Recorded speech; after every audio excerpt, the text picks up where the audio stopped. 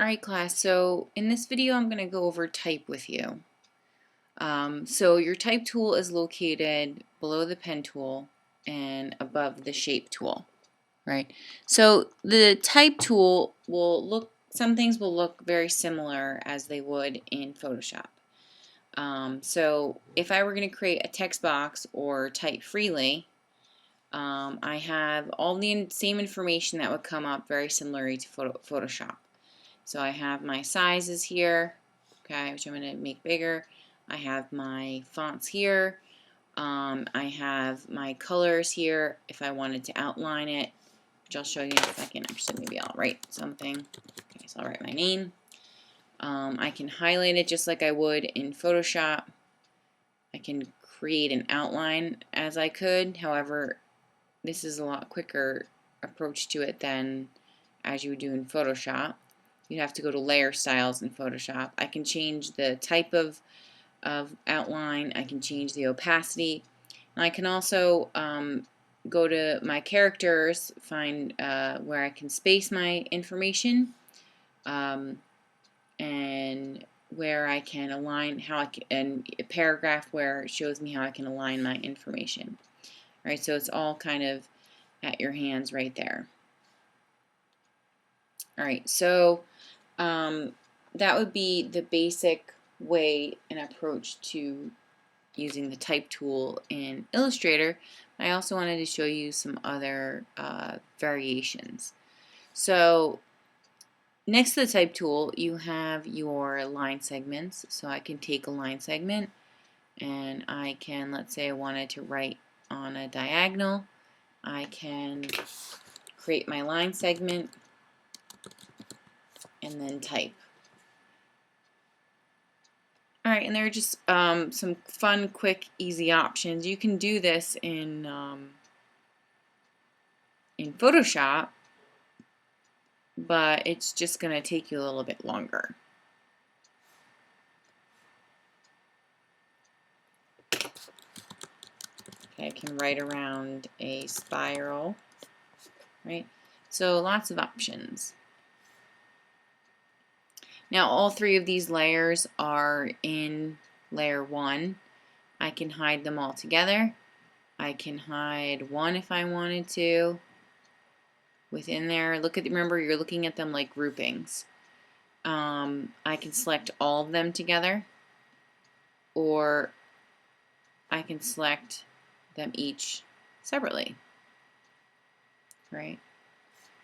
I'm going to create another layer, and in this layer I'm going to show you some other ways that you can use the type tool. You can use the type tool to write inside of a shape. So let's say I wanted to write inside the shape, just like in Photoshop. It will give me the icon and I will, oops, well that didn't work. Let's redo that. Okay. I can type inside of a shape.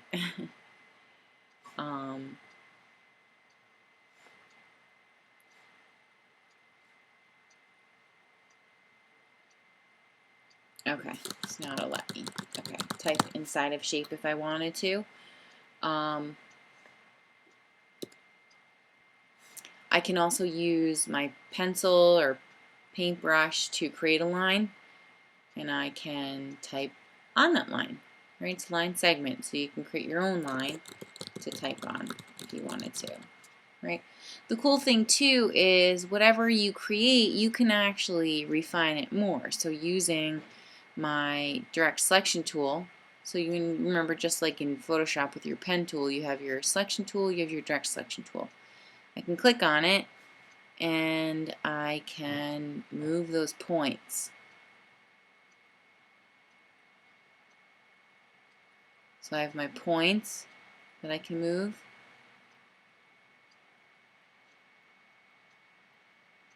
And I have my anchor bars that come along with the points that can also adjust the shape as well. Right.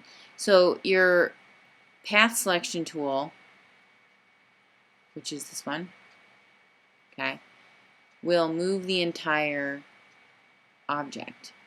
Your direct selection tool will move bits and pieces of it. Right?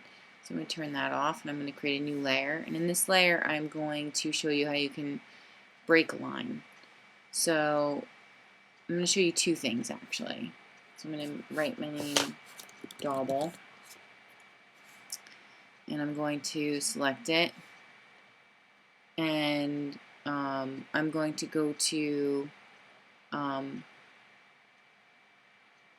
type up above, and I'm going to go to create outlines. So what this is going to do is it's going to warp and distort each single letter form. So let's say, for instance, with the word Dauble, I wanted to extend the L up and I wanted to extend the A down. What this did is it broke each letter form up. So you can almost look at it like it's rasterizing it in a vector image. It's allowing you to distort it. You can't go back to typing again. So once you create an outline around it, you cannot use your type tool to go back and delete things. Okay. So I can deselect everything and just individually select each letter form. I can actually individually move, nope.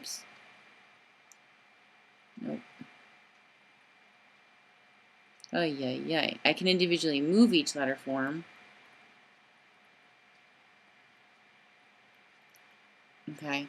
Actually, right now it's moving my shape. Okay. So I can also pull. So let's say, again, like I had said, I wanted to pull this down. I'm doing this quickly. I probably would spend more time on it. And I wanted to pull this down.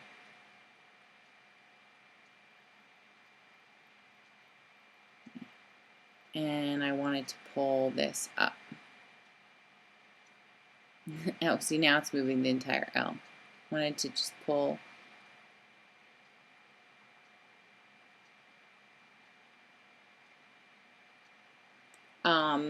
So creating an outline will just allow you to distort and warp your letter forms a little bit more.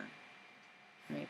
So the last thing I wanted to show you, which I feel like a lot of you might be excited for because you probably find it a little bit more challenging to do this in Photoshop, is to make your information more 3D. So going up to the effect bar, hold on. We're going to just select it. I'm going to go to Effect, 3D, and you have a bunch of different options. So I'm going to go to Extrude and Bevel. I'd like to preview it. I want to see what it looks like beforehand so you can see this too, right? So you can see it automatically made my letter form 3D. I can go in and rotate the letter form and have it go in whatever direction that I'd like it to go in, right? So then once I like the positioning, I can hit OK. And now I have my letter form in 3D. Alright, so again, things that I'd like you to focus on and practice using the 3D tool. If you wanted to go in and try some of the other effects, you're more than welcome to. They're probably very similar to Photoshop, just in different places. So for instance, Stylize has drop shadow, feather, inner glow, outer glow, distort and transform, you know, and then there's so many other effects below that actually are really more for photos if you were going to bring them into Photoshop. I'm sorry, into Illustrator. Alright, so what I would like you to focus on is the 3D. I would like you to break lines and create an outline. I'd like you to try to make a free form and type on it. Maybe attempt to use the direct selection tool to move that shape around. And I also like, to see you create another line, you know, practice with outlining, you know, the basics to creating type. All right, and that's it for this video, and I will be beginning another video on a little bit more advanced tools and techniques in Illustrator.